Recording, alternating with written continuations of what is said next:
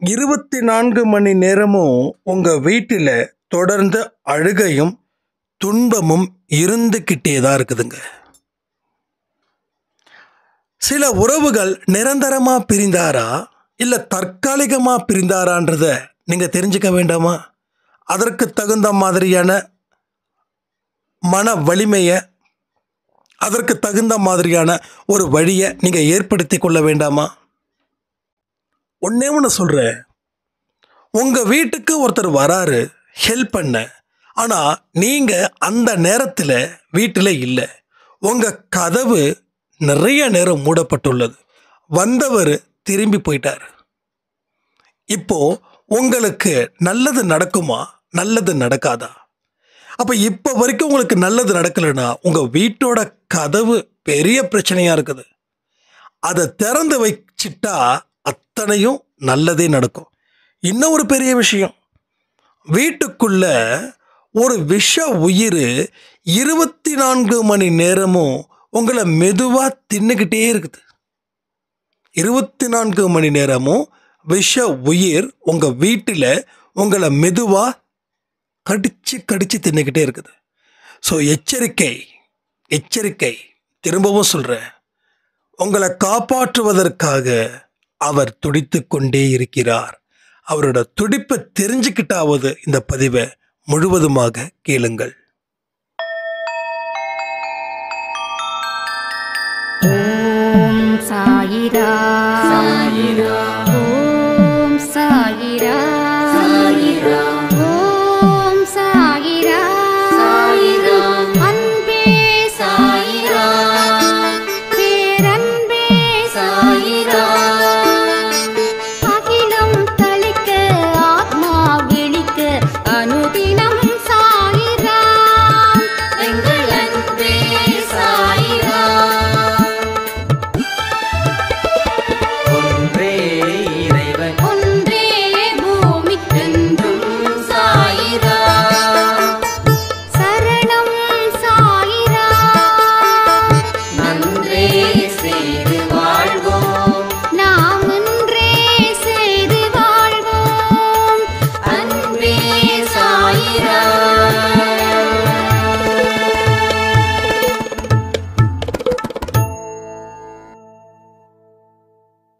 சாய்ராம். என் உயிரின் உயிரானவர்களே, என்ன எல்லோரும் ஒதுக்கி வச்சு வேடிக்கை பார்க்குறாங்க. என்னுடைய உண்மையான அன்பை புரிஞ்சிக்க முடியாம என்னை தொடர்ந்து கேவலப்படுத்திக்கிட்டு இருக்காங்க. என்ன ஒரு மனுஷியா கூட மதிக்க மாட்டேங்கிறாங்க. இதனாலேயே நான் கடும் மன உளைச்சலுக்கு ஆளாகியிருக்கேன் அப்படின்னு ஒரு சாய்ராமுடைய ஒரு அழுகையான குரல் இன்று காலையில் வந்தது. இது போல நிறைய மனுஷங்க தன்னை யாரும் மதிக்கலை, தன் மீது யாருக்கும் அன்பு இல்லை, நான் வைக்கக்கூடிய அன்பை பயன்படுத்தி என்ன மோசமாக்குறாங்க, வம்புல சிக்க வைக்கிறாங்க. ஒரு பெரிய பாரத்தை நான் சுமந்துக்கிட்டு தான் இருக்கேன் அப்படின்னு சொல்லாதவர்களே இல்லை. நம்ம அன்பே சாய் குடும்பத்தில் நிறைய கேள்விகள் இப்படி தான் இருக்கு. நான் எவ்வளவோ உண்மையாக இருந்தும் என்னுடைய கணவர் என் மீது நம்பிக்கை வைக்கல, என் மீது அன்பு வைக்கல அப்படின்னு சொன்னவங்களும், நான் நினைக்கிறது அத்தனையும் என்னோட கணவர் செஞ்சு கொடுக்குறாரு, ஆனால் அன்பின் பிரியமாக இல்லை, அதிகாரத்தின் மையமாக இருக்காரு, அதனால் எனக்கு இந்த சிறையில் இருந்து விடுதலை அடைஞ்சிடலான்னு எனக்கு தோணுது அப்படின்னும் இன்னும் நிறைய பேர்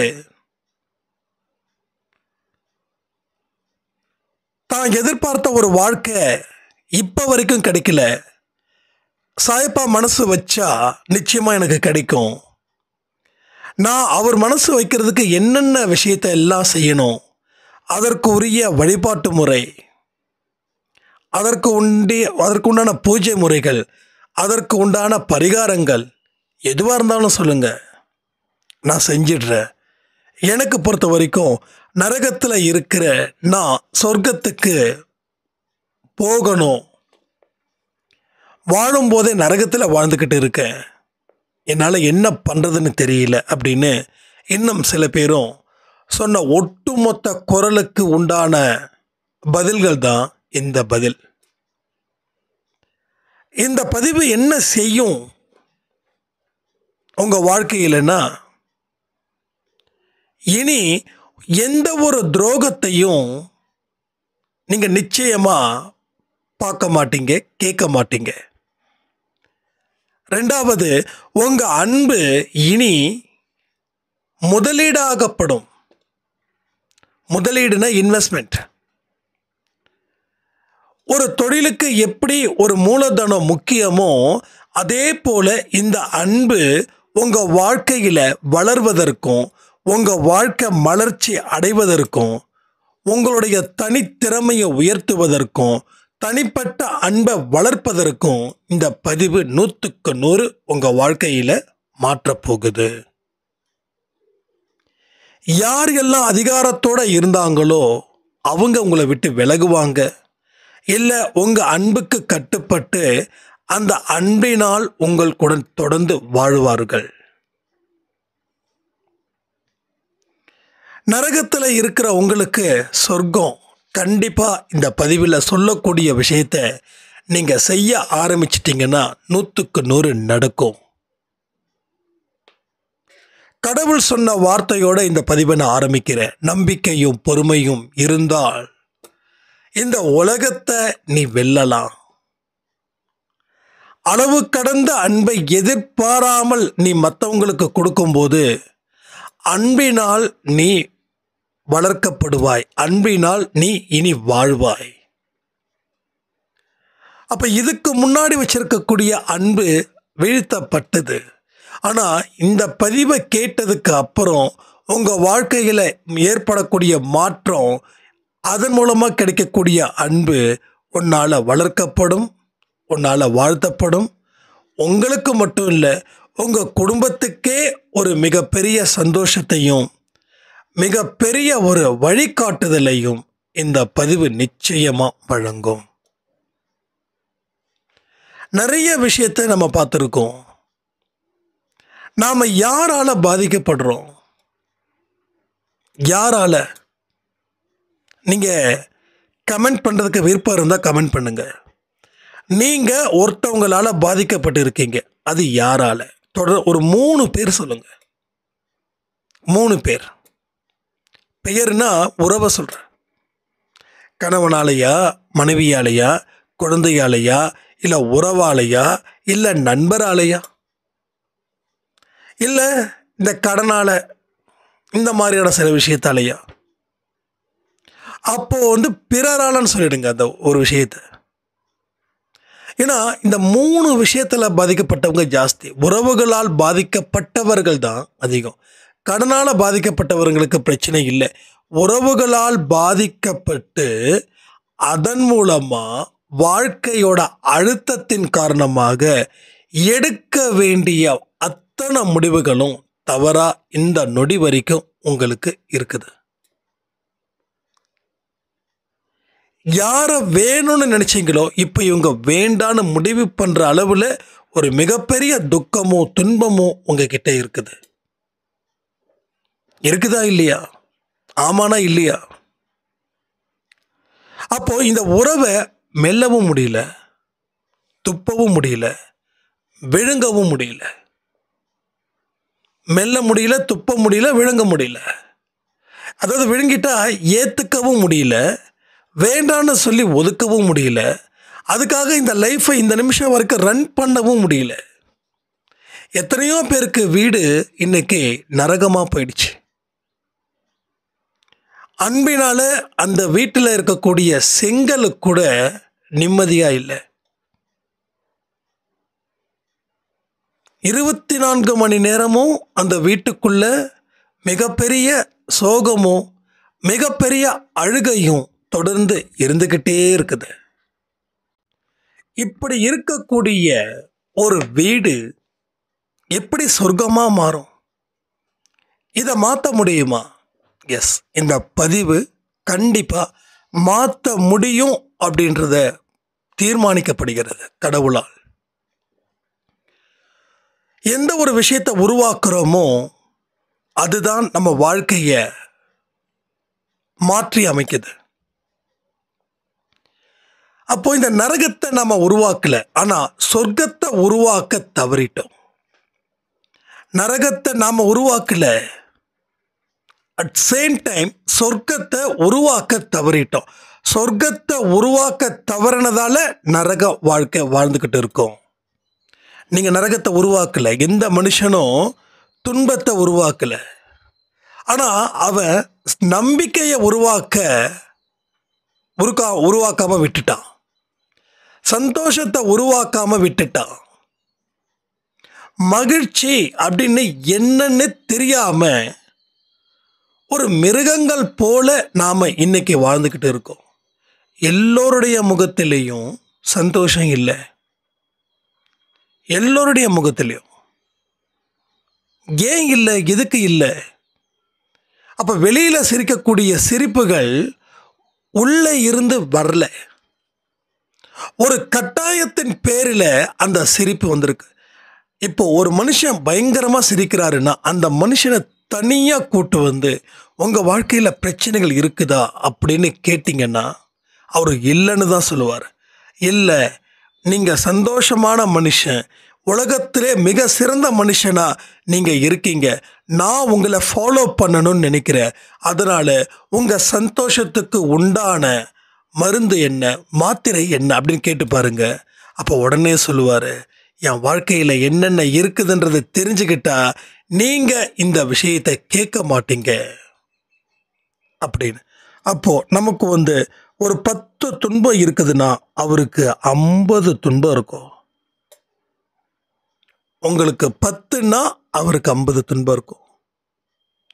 அப்ப எந்த மனுஷனும் ஆர்டிஃபிஷியலாக தான் இருக்காங்களே தவிர நேச்சுரலா இல்லை. அப்போ அதையும் நாம் இந்த பதிவில் பார்க்க போறோம். நேச்சுரலா ஒரு சந்தோஷமான வாழ்க்கை.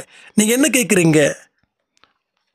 நல்ல ஆரோக்கியமான வாழ்க்கை தானே.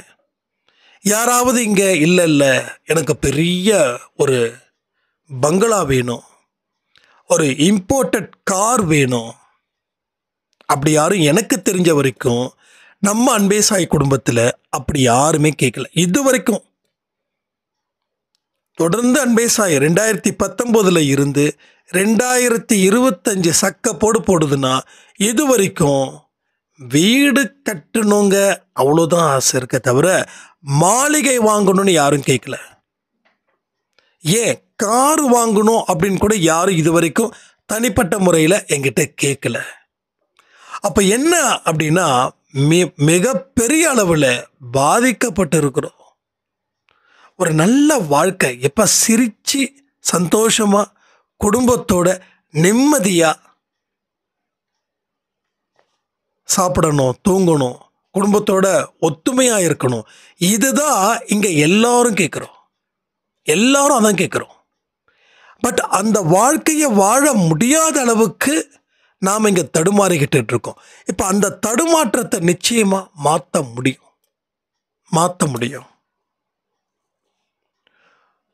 விஷயத்துக்கு வந்துடலாமா?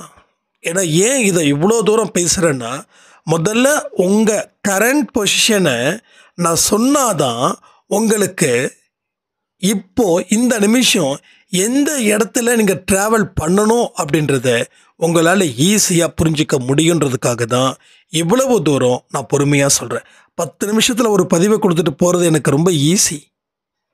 ஆனால் கடமைக்காக இங்கே நம்ம செய்யலை, எல்லாரையும் செயல்பட வைக்கணும்.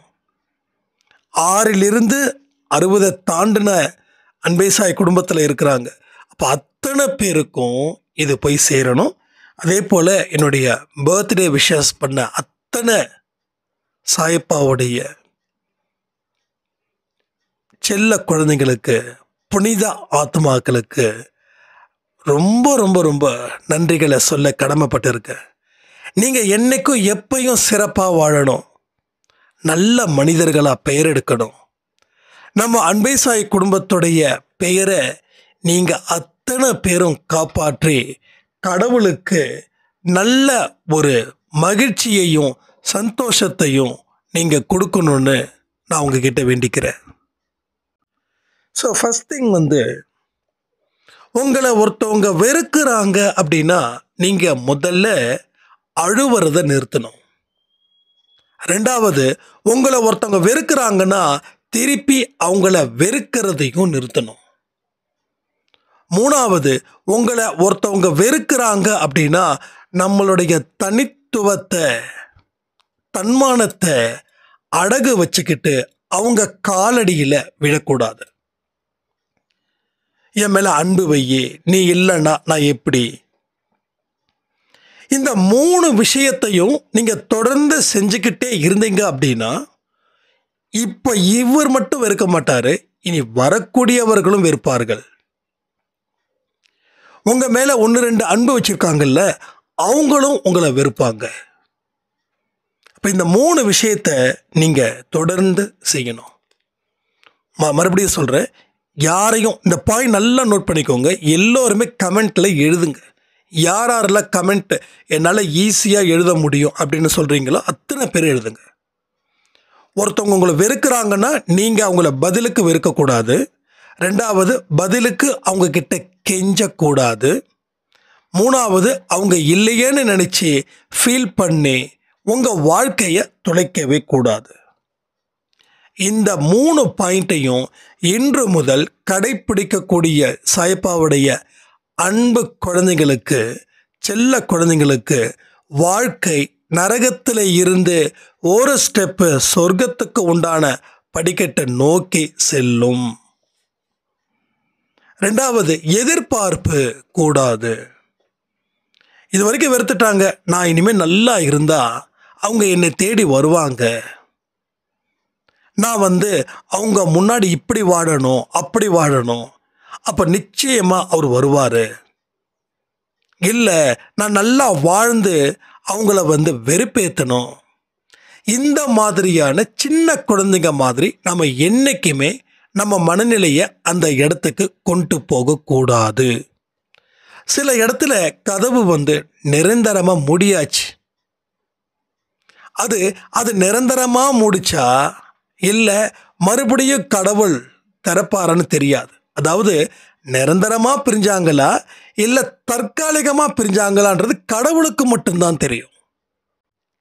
அப்போது கடவுளுடைய கணக்கு நாம் கொஞ்சம்தான் புரிஞ்சுக்க முடியும். அப்போது நிரந்தரமாக பிரிஞ்சு இருந்தோம் கடவுளோட கணக்கின்படி இப்போ ஒரு மனுஷன் உங்களை விட்டு பிரிகிறாருன்னா அவர் நிரந்தரமாக பிரிவதற்கு உண்டான ஒரு வழியை கடவுள் கொடுத்துருந்தாரு அப்படின்னா திருப்பி அவர் உங்ககிட்ட வரவே மாட்டார். அப்போது நான் நல்லா இருந்தால் வருவார், நான் தொடர்ந்து நினச்சிக்கிட்டே இருந்தால் வருவார் அப்படின்னு எதிர்பார்த்து காத்துக்கிட்டு இருந்தீங்க அப்படின்னா உங்கள் வாழ்க்கை அதே நரகத்தில் இன்னொரு படி மேலே போகும். இல்லை, கடவுள் கணக்கோ என்னவோ அதுதான் என் கணக்கு, ப்ரெசண்ட் என்ன என் கூட அந்த பிரிவு இருக்குது, இது உண்மை, இதை நான் எடுத்துக்கிறேன், என் வாழ்க்கையை நான் வாழுறேன். அதற்கப்புறம் நடக்க வேண்டிய அத்தனை பொறுப்பும் அவருது. அதனால் இதுதான் நான் நினச்சிக்கிட்டு இருக்கணும் அப்படின்ற அவசியம் எனக்கு இல்லை. கடவுளை என்ன சொல்கிறாரோ என்ன செய்ய வைக்கிறாரோ அதுக்கு நான் தயாராக இருந்துக்கிறேன் அப்படின்னு நீங்கள் அடுத்த ஸ்டேஜுக்கு போனீங்கன்னா அடுத்த நரகத்தின் ஒரு படியில் இருந்து சொர்க்கத்துக்கு தேவையான ஒரு படிக்கட்டை நோக்கி நாம் போவோம். மூணாவது, இந்த ஆத்திரம் கோபம் உச்சத்தில் இருக்கிறது, இது எந்த மனுஷனுடைய வாழ்க்கையையும் சரி பண்ணாது. எந்த ஒரு வாழ்க்கையில் இருக்கக்கூடிய ஒரு நல்ல விஷயங்களும் நடக்கவே நடக்காது. கடவுள் உங்களுக்கு 10 நல்லதை செய்கிறதுக்கு காத்துக்கிட்டு இருக்காருன்னா இந்த 10ல் 1 கூட உங்களை சேராது. ஏன் தெரியுமா? ஏன்னா நீங்கள் ஆத்திரத்தாலையும் கோபத்தாலையும் உங்கள் இதய கதவை நீங்கள் இரும்பு கேட்டை போட்டு லாக் பண்ணி வச்சுருக்கீங்க. அதை கடவுள் உடைச்சிக்கிட்டு வரமாட்டார். நீங்களா மனசு வந்து அந்த கதவை திறந்தா மட்டும்தான் கடவுள் கொடுக்க வேண்டிய பொருளை உங்களிடம் கொடுப்பாரு. அப்போ நான் உங்க வீட்டுக்கு சில உதவிகள் செய்யணும் அப்படின்னு சொல்லி வரேன். கடவுள் என்னை அனுப்புறாரு. உங்களுக்கு முக்கியமான ஒரு தேவை இருக்குன்னு வச்சுக்கோங்க. பண தேவையோ, இல்லை ஆரோக்கியத்திற்கு தேவையான ஏதோ தேவையோ, இல்லை மன மகிழ்ச்சிக்கு தேவையான ஒரு தேவையோ, அது என் மூலமாக உங்கள் வீட்டுக்கு வந்து கொடுக்கணும்னு நினைக்கிறார். அப்போது நான் வரது ரெடி ஆகிட்டேன். அப்போ நான் வரும்போது உங்கள் கதவு மூடி இருந்துச்சுன்னா, இல்லை நான் வரும்போது நீங்கள் ரொம்ப தூரம் போயிட்டீங்க அப்படின்னா நான் என்ன பண்ணுவேன்? எவ்வளோ நேரம் காத்திருப்பேன்? எனக்கு ஒரு மணி நேரம் காத்திருக்க முடியும். ஏன்னா அடுத்த ஹவர்ஸ் எனக்கு வேற ஒரு ஊருக்கு போகணும். அப்போது இந்த பொருளை நான் உங்ககிட்ட தான் கொடுக்கணும். பக்கத்து வீட்டுக்காரங்க கிட்ட கொடுக்க முடியாது. உங்ககிட்ட தான் கொடுக்கணும். கடவுள் சொன்னதை தான் நான் செய்யணும். அப்போது பக்கத்து வீட்டுக்காரங்க கிட்ட கேட்குறேன், இல்லைங்க அவங்க வந்து இது மாதிரி வேற ஒரு ஊருக்கு போயிருக்கிறாங்க அப்படின்னு. அப்போ நான் வர நேரத்தில் நீங்கள் இல்லைன்னா அந்த பொருளை உங்ககிட்ட கொடுக்க முடியாது. அப்போ கதவை திறந்தாதான் நீங்கள் வீட்டில் இருக்கணும். நான் கதவை தட்டும்போது நீங்கள் திறக்கணும், என்னை ரிசீவ் பண்ணணும், நான் உங்ககிட்ட கொடுக்கணும். அதுக்கப்புறம் நான் உங்கள் விட்டு வெளியில் போகிறோம். அப்போ நான் கொடுக்கறதால உங்களுக்கு அது சந்தோஷமும் ஒரு உதவி கிடைக்கிறதால அது உங்களுக்கு சந்தோஷமும் நிம்மதியும் உங்கள் வாழ்க்கையில் ஒரு வளர்ச்சியும் கொடுக்குது. இப்போது நீங்கள் இல்லை, நான் வந்து நிற்கிறேன் அப்படின்னா நான் என்ன பண்ண முடியும்? அப்போ அந்த பொருள் எங்கே போகும்னா, கடவுள் 1 மணி நேரம் காத்திரு, அந்த 1 மணி நேரம் முடிஞ்சதுக்கப்புறம் அந்த பொருள் அவங்களுக்கு வரலன்னா அதை என்னிடமே கொடுத்துடு, நான் இன்னொரு பொருளை கொடுக்குறேன், இன்னொருத்தங்க கிட்ட கொடு இப்படின்னு. நான் அந்த வேலை தான் பார்த்துக்கிட்டு இருக்கேன். இப்போ அவர் என்கிட்ட என்ன சொல்கிறாரோ அதை உங்ககிட்ட கொடுக்குறேன், சொல்கிறேன். நீங்கள் அதை ஏற்றுக்கிட்டீங்கன்னா உங்கள் கதவு திறக்கப்பட்டது, உங்களுக்கு அவர் கொடுத்த பொருள் வந்துடுச்சுன்னு. அப்போது 20% சாய்ராமுக்கு நல்ல விஷயங்கள் நடந்திருக்குது. 80% சாய்ராமுக்கு அதே போல் இருக்குதுன்னா கதவு திறக்கப்படவில்லை. நான் வரும் நேரத்தில் நீங்கள் இல்லை. இதுதான் ஒரு பெரிய விஷயமே.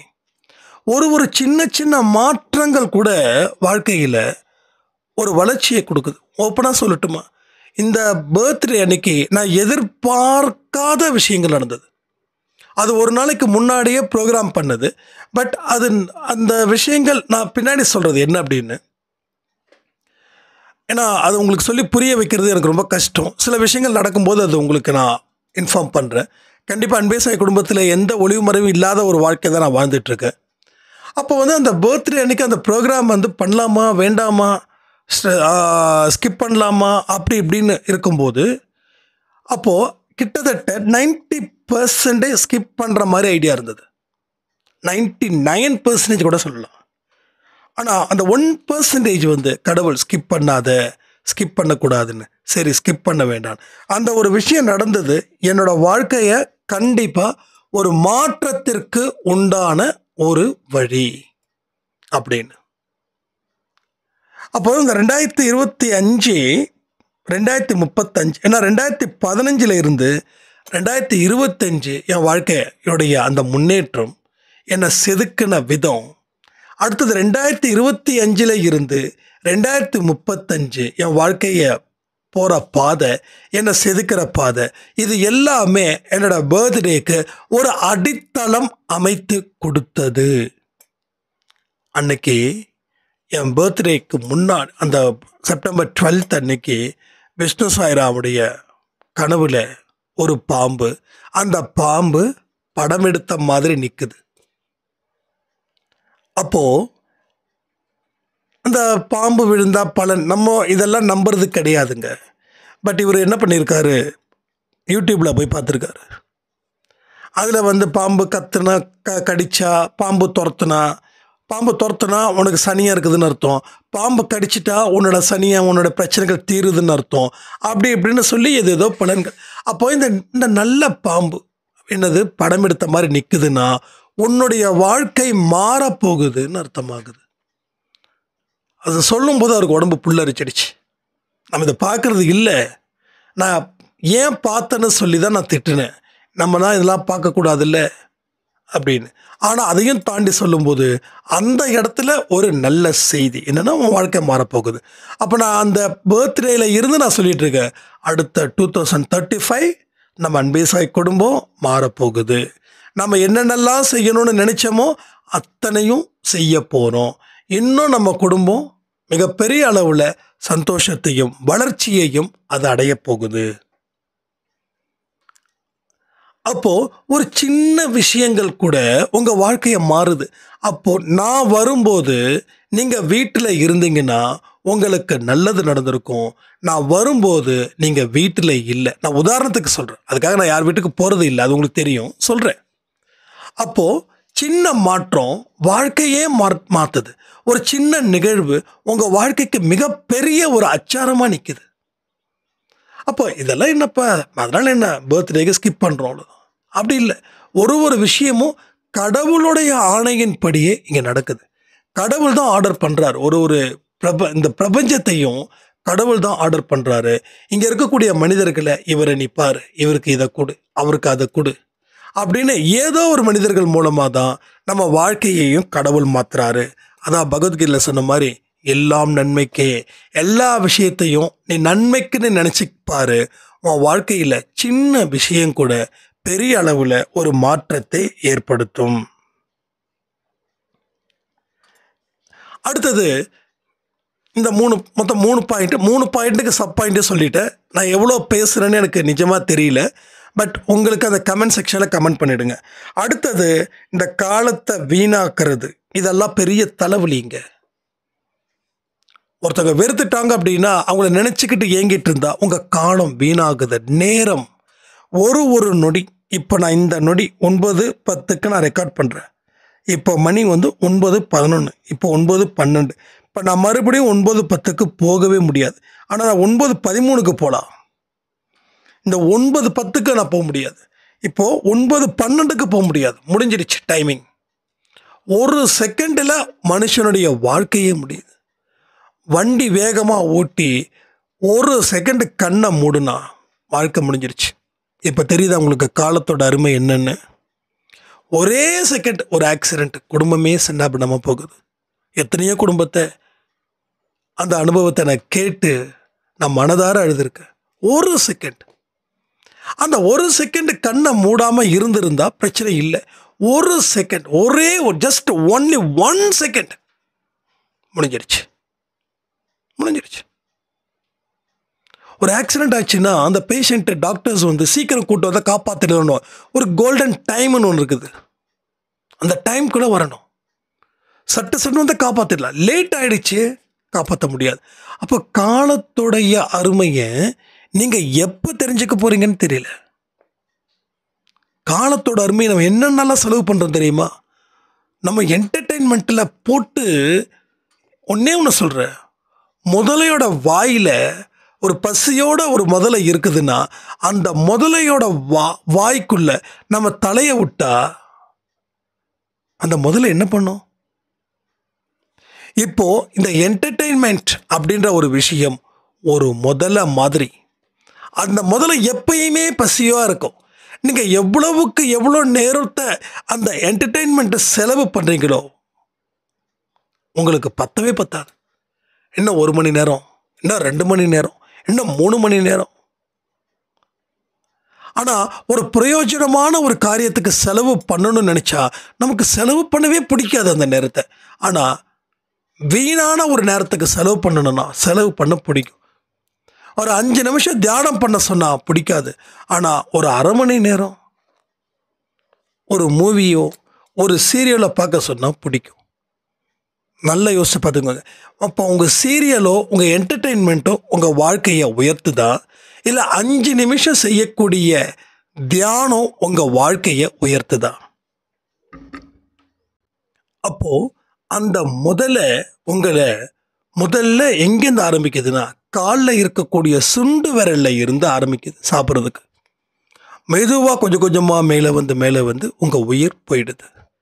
ஸோ காலத்தை வீணாக்குறோம் அப்படின்னா ஒரு விஷயத்தை புரிஞ்சுக்கோங்க. நம்ம வீட்டுக்குள்ள ஒரு உயிர், ஒரு விஷயத்தை கொடுக்கக்கூடிய ஒரு ஜந்து இருந்து கொண்டு 24 மணி நேரமும் உன்னை மெதுவாக தின்று கொண்டு உள்ளது. இதை நான் பயப்படுத்த சொல்லலை, ஒரு விழிப்புணர்வுக்காக சொல்கிறேன். அப்போது நாம் செய்யக்கூடிய ஒரு விஷயம் என்டர்டெயின்மெண்ட்டாக, கவலையில் ஆழ்ந்திருக்கிறதும் என்டர்டெயின்மெண்ட்டு தான். சும்மா தானே இருக்கீங்க, அழுதுகிட்டு தானே இருக்கீங்க. அப்போ அந்த இல்லை கவலையால் நான் இத்தனை வருஷத்தை நான் விட்டுட்டேன், அதனால் எனக்கு அந்த விஷயத்தை கொடுங்க, அந்த அந்த காலத்தை கொடுங்கன்னு கேட்க முடியாது. நீ நல்லது பண்ணாலும் அந்த காலம் வராது, கெட்டது பண்ணாலும் அந்த காலம் வராது, கவலையில் ஆழ்ந்து உட்காந்தாலும் அந்த கவலை வராது. ஆண்டவங்கிட்ட தினமும் போயிட்டு கடவுள்கிட்ட போயிட்டு, கடவுளே என்ன அவங்க விட்டு போயிட்டாங்க, இவங்க விட்டு போயிட்டாங்க, நான் என்ன பண்ணுவேன், என்ன செய்வேன் அப்படி இப்படின்னு சொன்னால் கூட கடவுள்கிட்ட தானே நான் முறையிட்டேன். அப்போ அந்த காலத்தை அது எப்படி வீணாக்கப்படும் அப்படிலாம் சொல்லக்கூடாது. கடவுள்கிட்ட என்ன கேட்கணும், மன வலிமையை கொடு, பிரிஞ்சவன் போகட்டும், சந்தோஷமாக இருக்கட்டும். நான் நீ இருக்கக்கூடிய உறவுகள், அப்போ இருக்கக்கூடிய உறவுகள் மேலே அன்பு வைக்கணும். அது நான் சொல்ல மறந்துட்டேன். இருப்பவர்கள் மேல் அன்பு காட்டுங்கள். பிரிந்தவர் மேலே வெறுப்பை வச்சுக்கிட்டு இருக்கிறவங்க மேலெல்லாம் வெறுப்பை வச்சுக்கிட்டா இருக்கிறவங்களும் காணாமல் போயிட்டா நம்ம தனியாக நின்றுடும். தனி மரம் அது வேலைக்காகாது, வேலைக்காகாது. ஒன்றும் இல்லை, 1/2 கிலோ திராட்சை 30 ரூபா. நான் கணக்கு படி சும்மா எனக்கு தெரியல எவ்வளோன்னு. 1/2 கிலோ திராட்சை 30 ரூபா. எங்கள் பக்கத்தில் இருக்கே அது எவ்வளோங்க, அது 1/2 கிலோ திராட்சை 20 ரூபா. ஏன்னா இது கொத்து கொத்தாக இருக்குது, அதுக்கு 30 ரூபா. அது தனித்தனியாக இருக்குது, அதனால் அது 20 ரூபா. அப்போ ஒரு திராட்சைக்கே ஒரு வேல்யூ எப்படி கொடுக்குறாங்க, ஒரு கொத்தாக இருக்கிறதால, ஒரு கூட்டாக இருக்கிறதால, எல்லோரும் இருக்கிறதால அதுக்கு 30 ரூபா. ஆனால் இதுக்கு 20 ரூபா. இதுவும் அதுவும் ஒன்று தான், ஒரே மாதிரி தான் டேஸ்ட் இருக்குது, ஆனால் இது தனித்தனியாக இருக்குது. புரிஞ்சுதா உங்களுக்கு? ஒரு சாதாரண 30 ரூபாயில் வாழ்க்கையோட தத்துவத்தை நாம் புரிஞ்சிக்கலைன்னா புரிஞ்சிக்க முயற்சி பண்ணுங்க, வாழ்க்கையில் எல்லாமே கிடைக்குன்னு சொல்லி இந்த பதிவை நான் முடிக்கிறேன். ஜெய் சாய்ராம்.